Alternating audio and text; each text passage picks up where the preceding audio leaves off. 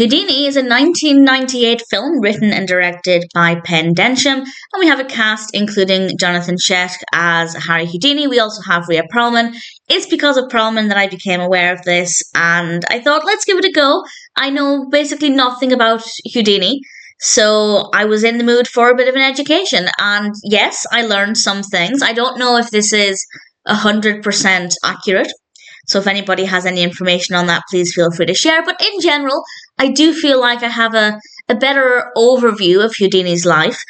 But that being said, I didn't really enjoy the film. I just didn't find it to be very interesting. It does detail the life and relationship of Houdini and various other aspects of his life and obviously who Houdini was as a magician. And in general, it was interesting in terms of what I was learning.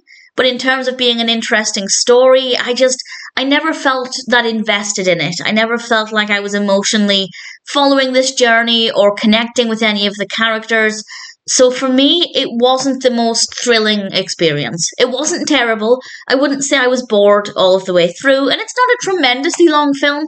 It's about an hour and a half, which for a biographical film is actually quite short, but I appreciate it. I think a film doesn't need to be longer than it needs to be, and the duration was not too bad. It seems very atmospheric. We have some costumes that are pretty great. I don't know if they're completely accurate, but they look good.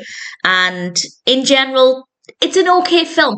I feel like if you're a big fan of Houdini, you will definitely get more out of this than I did.